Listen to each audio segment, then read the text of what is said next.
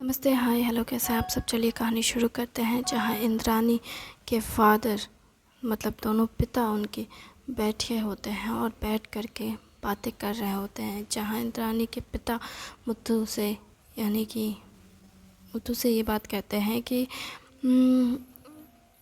अगर मैं उसे देख सकता हूँ, उसे मिल सकता हूँ तो इतना काफ़ी है मेरे लिए। मैं नहीं चाहता ऐसे भी कि वो मुझे माफ़ करे, क्योंकि मैंने उसकी माँ पे ध्यान नहीं दिया और ना ही मैंने उस पे ध्यान दिया। तो वो मुझे माफ़ कर दे, मैं इस बात की कोई उम्मीद करता भी नहीं हूँ। बस चाहता हूँ कि मतलब सच कहूँ तो बस थोड़ी सी एक चाहत है कि वो एक दिन मुझे कभी पिता कहकर बुलाए, जैसे वो आपको बुलाती है। मैं सोच में पड़ जाता हूँ।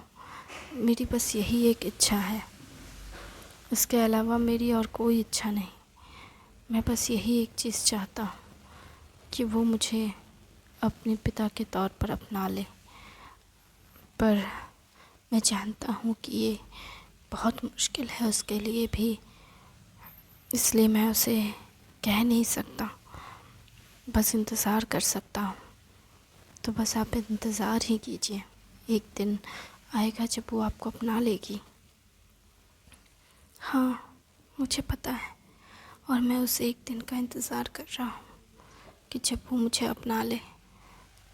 लेकिन जब वो मुझे नहीं अपनाएगी तब क्या होगा, ये सोचकर दिल घबरा जाता है। जहाँ तक मुझे लगता है वो अभी अभी आपसे मिली है, भले ही हमारे बेटे की वजह से ही, लेकिन उसने आपके साथ कोई बदतमीज़ी तो नहीं की।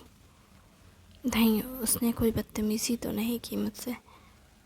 तो इसका ये मतलब हुआ कि वो आपकी इज़्ज़त तो करती है कम से कम, चाहे एक पिता के तौर पर करे या फिर चाहे एक साइंटिस्ट के तौर पर, एक रिसर्चर के तौर पर आपकी इज़्ज़त करे।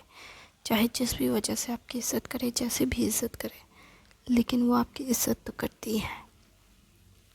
सही कहा, वो मेरी इज़्ज़त तो करती है। तो इतना काफ़ी है, धीरे धीरे उसके दिल में जगह बन जाएगी आपकी, और एक दिन शायद वो आपको अपना ले। आप सही कह रहे हैं, एक दिन शायद वो मुझे अपना ले। पर मैं एक बात कहना चाहूँगा, आप ये मत सोचिएगा कि मैं उसे कभी आपसे दूर ले जाऊँगा, क्योंकि मैं जानता हूँ कि आप भी उसे बहुत प्यार करते हैं। आपने उसे पाला है। मेरे मेरे हक से ज़्यादा आपका हक है उस पर, इसलिए मैं कभी ये नहीं कहूँगा कि आप मुझे अपना हक दें। लेकिन मैं बस उसके मुँह से पिता शब्द सुनना चाहता हूँ। मेरे जाने से पहले मैं बस यही एक चीज़, यही एक शब्द उसके मुँह से सुनना चाहता हूँ। बस यही एक चीज़ चाहता हूँ। मैं नहीं जानता कि वो कब कहेगी, लेकिन मैं बस यही एक चीज़ चाहता हूँ। ये कहते कहते वो उनकी आंखों में नमी आ जाती है, वो एकदम से भावुक हो उठते हैं। मुत्थू उन्हें संभालते हुए कहते हैं कि आप चिंता मत कीजिए, एक दिन ज़रूर कहेगी वो। उधर से इंद्रानी कहती है, पिताजी खाना लग गया है, खाना बन गया है, आप सभी आ जाएं। जिस पर दोनों रिएक्ट करते हैं और कहते हैं, क्या कहा तुमने? जिस पर इंद्रानी सोच में पड़ जाती है कि कहीं वो दोनों की आवाज़ एक साथ सुनती है तो समझ जाती है कि दोनों सोच रहे हैं कि मैंने किसे कहा। लेकिन फिर वो ईशांत को बुलाती है और कहती है, पिताजी को कहना कि खाना लग गया है। ईशांत कहता है, ठीक है। और ये बोलते हुए, जब वो बोलती है ये बात, तो सब दोनों ही सुनते हैं और समझ जाते हैं कि वो किसे बोल रही है। फिर सभी लोग खाने के टेबल पे जाते हैं। एक्चुअली खाने का टेबल जैसा तो कुछ था नहीं उनके घर पे। वो मचिया जैसा जो होता है पहले के समय पे, जो लकड़ी का, जिसके ऊपर खाना रखा जाता है और बैठने के लिए पीढ़ा, उस तरह से खाना लगाया हुआ रहता है। वो वहाँ पे बैठते हैं इंद्रानी के पिता यानी कि ईशांत वो देखते हैं और कहते हैं आप लोग ज़मीन पर खाते हैं। जिस पर वो कहते हैं हम ज़मीन पर नहीं खाते हैं, हम ज़मीन पर बैठकर खाते हैं, बस इतना ही। हाँ हाँ, लेकिन मतलब ऐसे ज़मीन पर बैठकर खाना कहाँ, ये ज़मीन पर बैठकर कहाँ खाना है, पीढ़ा तो है। हाँ लेकिन आप कभी नहीं बैठकर खाए हैं ना। जिस पर वो कहते हैं कि नहीं, मैंने कभी ऐसे खाया नहीं, एक्चुअली मैं छोटा था तब से ही कुर्सी की आदत रही है। इंद्रानी कहने लगती हैं इसलिए तो कुर्सी कुर्सी में ही उलझे रहे। इंद्रानी की ऐसी बातें सुन मीरा कहती है क्या बोल रही हो तुम। जिस पर इंद्रानी कहती है जिसने खाना खाना है वो खा सकते हैं, मुझे भूख लगी है, मैं खाने बैठ रही हूँ। माँ मुझे भूख लगी है, मुझे आप खाना दे दोगे। हाँ। फिर वो बैठ जाती है, मीरा खाना परोसती है। ईशांत और मीरा सभी लोग बैठ जाते हैं। मीरा सबको खाना परोस कर वो भी बैठ जाती है, खाने को बीच में रख कर। जिसे जो चाहिए होता है वो खुद ले लेता है। लेकिन ईशांत के को खुद से लेने में थोड़ा अजीब लगता है। वो आधा अधूरा जो इतना भी वो उसके थाली में खाना परोसा हुआ रहता है वो खा लेते हैं। उसके बाद वो सोचते हैं कि क्या करूं, सभी तो खाना खा रहे हैं, हल और किसी ने भी खाने में जो बीच में खाना रखा हुआ उसमें हाथ नहीं लगाया था उतने वक्त में। फिर मुथु ये बात समझ जाते हैं कि ये खाने को हाथ खाना चाहते तो है लेकिन खाने पे हाथ नहीं लगा रहे हैं।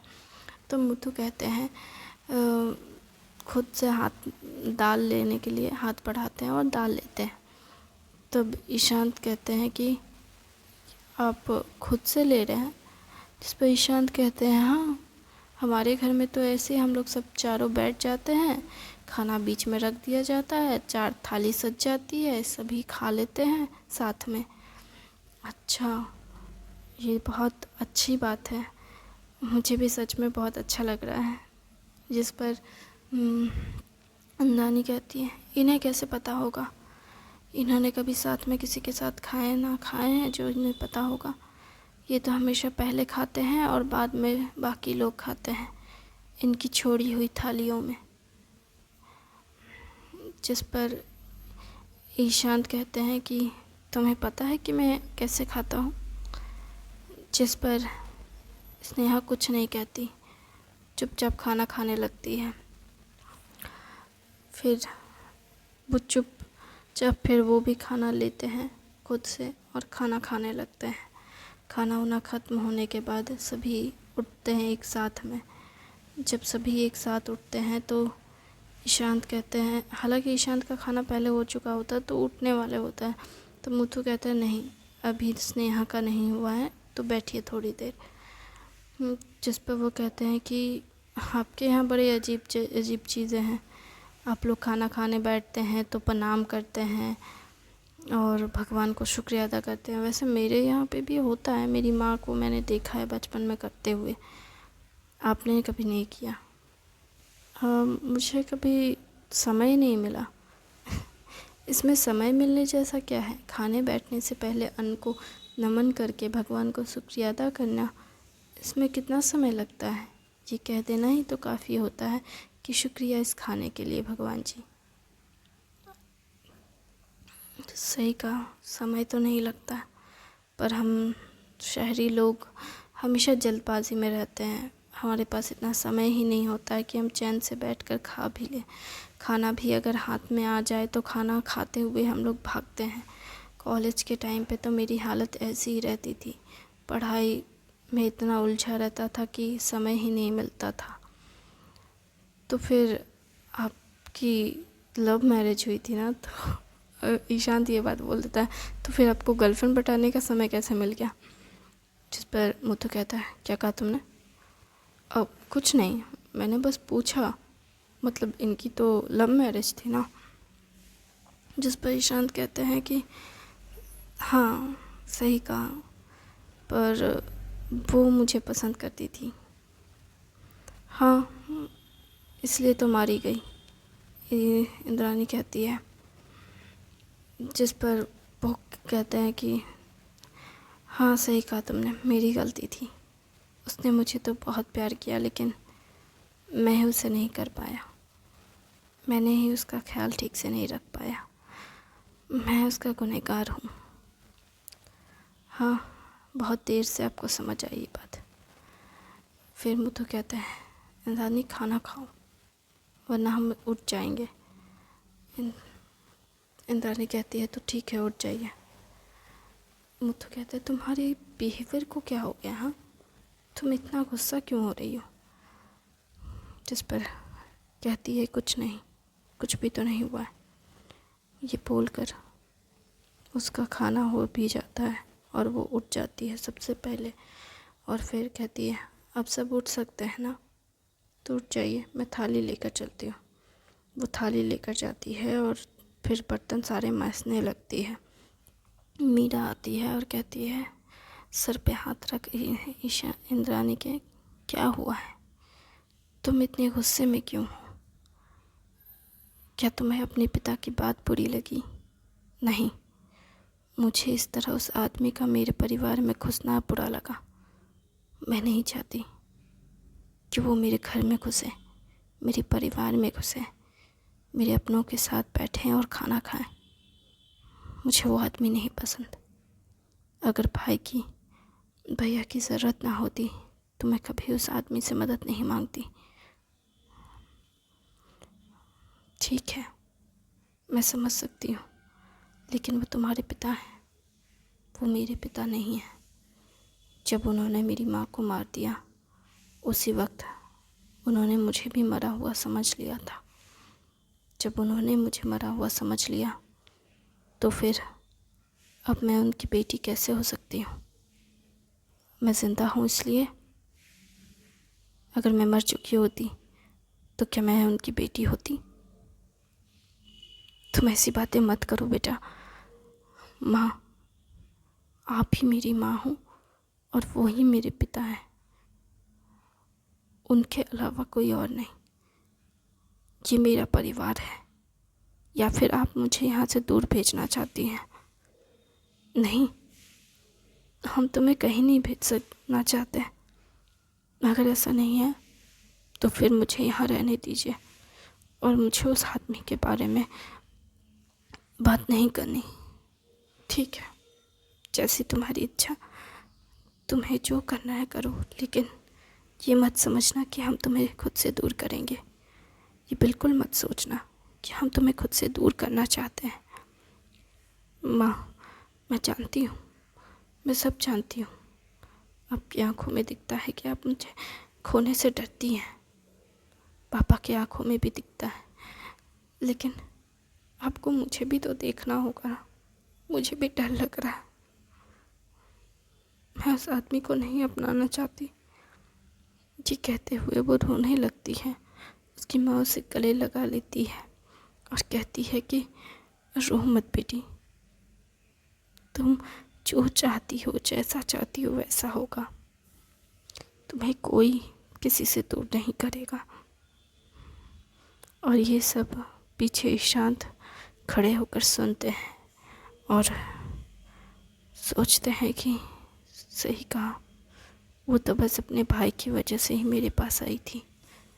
मैं तो उसके प्यार के लायक ही नहीं। उसने सही कहा, अगर उसकी माँ के साथ वो मर चुकी होती तो भी मुझे अफसोस शायद हो, तभी मुझे अफसोस होता शायद। वो ज़िंदा बच गई इसलिए तो मैंने उसे खुद से ही मरा हुआ कह दिया और उसे कभी नहीं अपनाया। मैं सच में उसके पिता कहलाने के लायक नहीं हूँ। मैं बहुत बुरा इंसान हूँ और आज अगर वो मुझसे नफ़रत कर रही है तो इसमें उसकी कोई गलती नहीं। ये सारी गलती मेरी है। मैं गुनहगार हूँ उसका।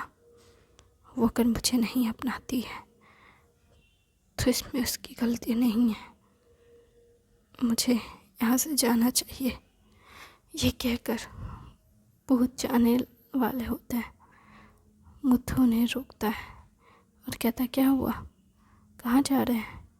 जिस पर वो कहता है कि आपने मेरा बहुत ख्याल रखा, मेरा बहुत ध्यान रखा, इसके लिए आपका शुक्रिया। मुझे अब जाना चाहिए। खाना खिलाने के लिए आपका शुक्रिया। आपके परिवार के साथ समय बिताकर मुझे अच्छा लगा। ये कहकर वो जाने लगते हैं। तभी वो कहते हैं कि आपने कहा था, रुकिए, मैं एक्चुअली आपने कहा था कि आप मेरी बेटी को ठीक कर सकते हैं, तो क्या आप यहाँ मेरी बेटी के पास आएंगे या फिर मैं अपनी बेटी को लेकर आपके घर, आपके शहर आऊँ। जिस पर वो कहते हैं कि वैसे तो यहाँ सुविधाएं नहीं हैं, तो बेहतर होगा कि आप अपने बेटे को मेरे पास लेकर आएँ। वैसे अगर आप चाहें तो आप सभी आ सकते हैं और मेरे घर में रह सकते हैं और आप अपनी आंखों से अपने बेटे का इलाज होते हुए देख सकते हैं। लेकिन मुझे नहीं पता कि इंद्राणी इस बारे में क्या सोचेगी। वो ये कहते हुए, सोचते हुए कहते हैं कि आपको जो भी सही लगे आप करिए। दोनों एक दूसरे से यही बात कहते हैं कि आपको जो सही लगे वो कीजिए।